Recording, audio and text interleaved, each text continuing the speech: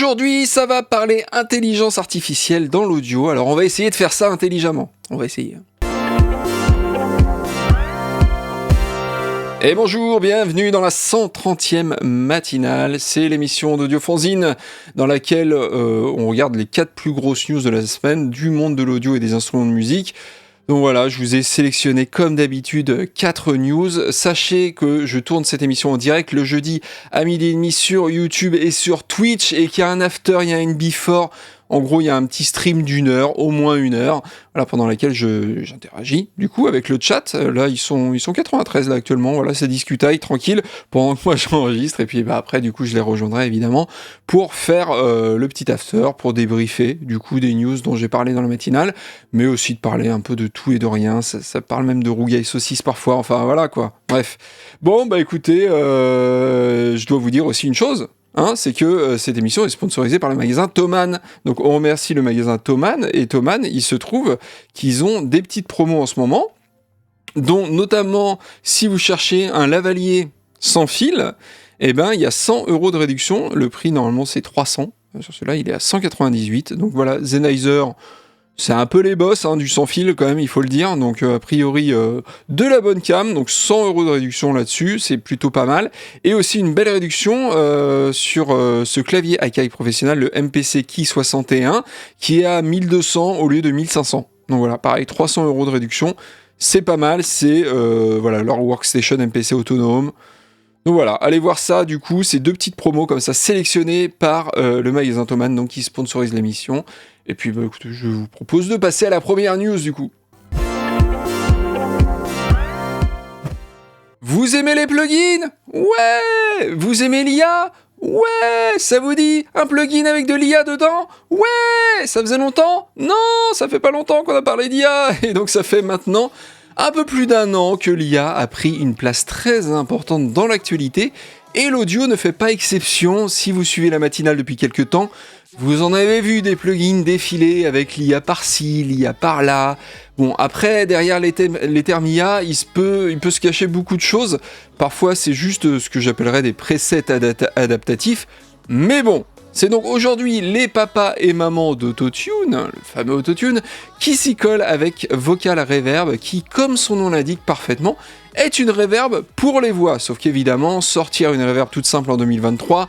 ça arrive, mais bon, pour une boîte comme Antares, c'est pas possible. Le plugin propose donc une assistance utilisant de l'intelligence artificielle pour vous aider à trouver le son de reverb parfait pour votre voix et votre production musicale.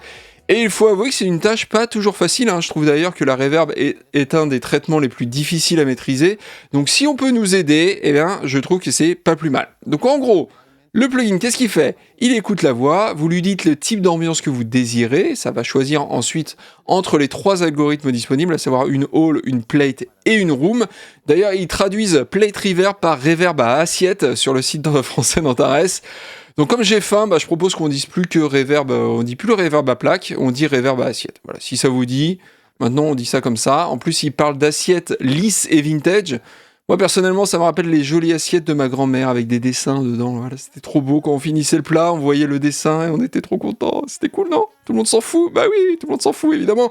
Donc, le plugin utilise aussi la technologie maison de suivi de hauteur de notes. Bah oui, Autotune, forcément, afin de régler l'égaliseur de manière automatique et dynamique.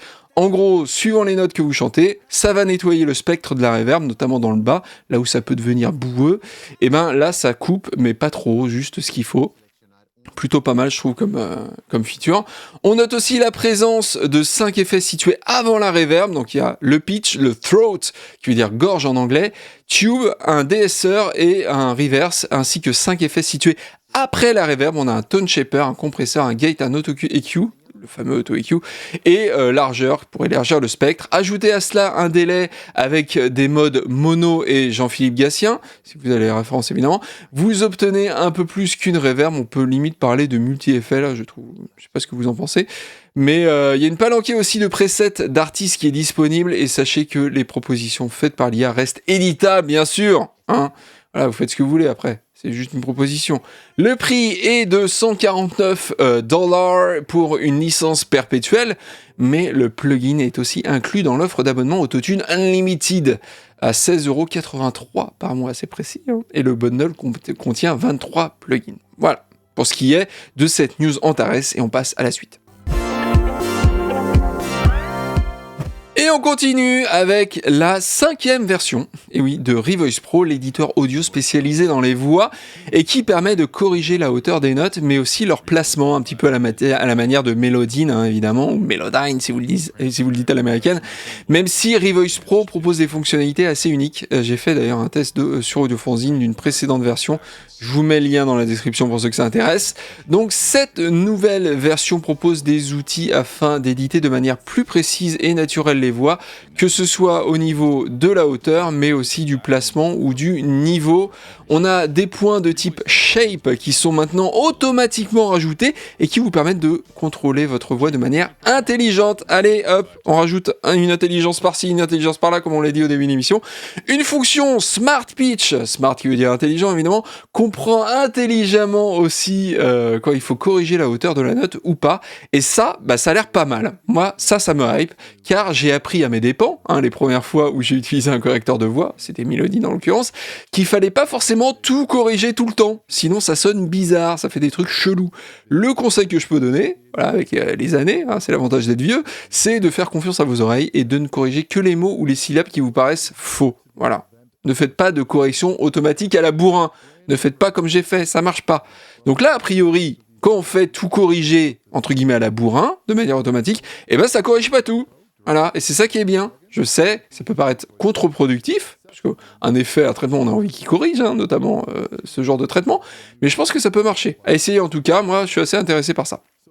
Une amélioration, du côté de l'intégration avec les stans est aussi à constater, notamment avec les plugins non ARA, car Revoice Pro est compatible ARA, pour ceux qui ont une stan ARA, mais pour ceux qui n'ont pas une stan qui n'est pas ARA, ils utilisent donc le bon vieux VST, apparemment c'est plus intuitif aussi. Si vous connaissez pas Revoice Pro, allez voir leur site, c'est un peu différent de Melodyne. Les fonctionnalités de synchro sont vraiment ouf, il y a vraiment des choses assez uniques, notamment pour synchroniser des voix à l'image en post-prod.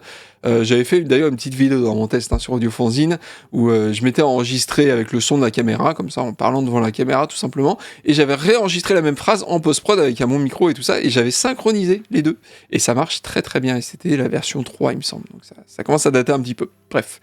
Le prix, il est assez élevé, 306 € avant de repasser à 459. Mais comme je vous dis, c'est un logiciel avec des fonctionnalités assez uniques, donc pas vraiment de concurrent direct. Donc du coup, dire que c'est trop cher, par rapport à qui, c'est la question qu'on se pose. Forcément, par rapport à qui il est trop cher? Je sais pas. Allez, on passe à la suite. Oui, on passe à la suite. Et on continue avec un système sans fil pour guitare, mais pas que. Voilà, ça marche aussi avec les basses, les synthés. Sachez-le, ça vient de chez Nux et ça utilise la bande de fréquence 2,4 GHz. Donc comme le Wi-Fi, le signal est numérisé en 24 bits 48 kHz et on obtient une latence de 2,5 millisecondes quand on active le mode Low Latency, sachant qu'on peut opter pour une latence un peu plus élevée, ce qui aura pour conséquence d'avoir un signal un peu plus stable. Voilà, c'est un choix, en tout cas, que fait l'utilisateur. Je trouve ça assez chouette de donner ce choix, justement. La portée annoncée est de 50 mètres, et on appelle le récepteur à l'émetteur de façon très simple, juste en posant l'émetteur, qui est un boîtier qui se clipse sur la sangle de la guitare, au récepteur qui est au format pédale. Ça recharge l'émetteur par la même occasion, c'est magique, mais ce petit système a plus d'un tour dans son sac, car il intègre aussi un booster, ça va plaire aux guitaristes, un mode aussi simulant un câble long, ça coupe les aigus, grosso modo, voilà. Et il y a aussi un accordeur avec un mode chromatique, un mode standard, un mode compensé et un mode basse. C'est cool, non? L'autonomie annoncée est de 6,5 heures, donc de quoi largement faire un bon gros concert quand même.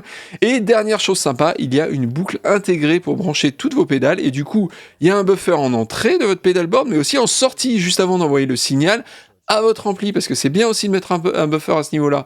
Et donc, je trouve que c'est une très très bonne idée de Nux de proposer ça. Côté sortie, en plus, on a du jack, mais on a aussi du XLR symétrisé pour envoyer à une table de mixage, par exemple. C'est cool. Je trouve ça très très cool. Une dernière chose amusante, on peut mettre le GIF qu'on veut aussi sur l'écran de démarrage de la pédale. Donc si vous voyez des trucs chelous sur certains pedalboards, ne faites pas attention. Voilà, c'est tout. Regardez ailleurs, c'est pas grave. Voilà. Et pour le prix, bah écoutez, allez regarder sur Audiofanzine, car j'ai oublié de regarder. Voilà, bah c'est comme ça. Il y a une news sur Audiofanzine, allez voir sur Audiofanzine. Non mais oh, c'est bon là, on va pas non plus vous mâcher le travail à chaque fois. Allez, suivant. Allez, on termine avec de l'IA, excusez-moi.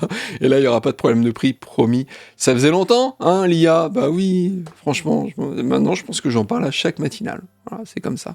Et donc, c'est l'éditeur Output qui a fait une annonce avec CoProducer, qui est une collection de fonctionnalités permettant aux musiciens et producteurs de musique de gagner du temps, notamment avec la recherche de sons. Voilà. Et on sait que c'est quelque chose qui peut reprendre du temps, ça, de chercher les bons sons pour sa prod. Alors c'est encore en bêta, et pour l'instant, un seul outil est disponible, c'est le Pack Generator. Comment ça marche ? Bah, grosso modo, vous lui décrivez les sons que vous voulez, avec des mots qui définissent le genre, les instruments, le tempo, la tonalité, l'ambiance, et même parfois des références d'artistes. Et ça vous construit sur mesure plusieurs packs de samples libres de droit, prêts à être écoutés et téléchargés gratuitement. Les packs contiennent 30 fichiers stéréo en 44.1, prêts à être glissés directement dans n'importe quel logiciel en fait. Et de ce que je comprends, Output a une collection de sons personnels qui ont été faits par des musiciens, qui doivent être du coup parfaitement décrits, j'imagine, avec des mots et tout ça. Et le service utilise de la resynthèse pour adapter ces sons à la description faite par l'utilisateur. C'est ce qui fait que chaque pack est unique, même s'il y a une base commune, vous avez compris. La bonne nouvelle, c'est que vous pouvez l'essayer gratuitement, donc ne vous gênez pas évidemment. Dites-moi si vous avez des conseils d'ailleurs à me donner, à moi, en ce qui concerne la recherche de sons, peut-être aux gens aussi qui lisent les commentaires. Si vous avez une méthode simple ou autre, eh ben, ça m'intéresse parce que la recherche de sons, mais c'est chiant hein, quand même parfois, c'est chiant. Il faut qu'on se dise des choses, c'est relou. Et donc dites-moi aussi si ce genre de nouveau service vous fascine un petit peu ou pas, si vous pensez que ça peut vous faire gagner du temps, et vu qu'apparemment ce n'est que le début de CoProducer, je me demande quelles fonctionnalités utilisant de l'IA vous intéresseraient. Perso, moi j'aimerais bien avoir des propositions de pistes à rajouter à mes prods qui prennent en compte ce qu'il y a déjà dans ma stan, qui écoute ce qu'il y a et dit « Ah tiens, tu pourrais rajouter ça, ça pourrait être pas mal ». Franchement, ça pourrait m'aider en tout cas à débloquer certaines situations. Donc voilà, bah écoutez, c'est tout pour cette 130e matinale.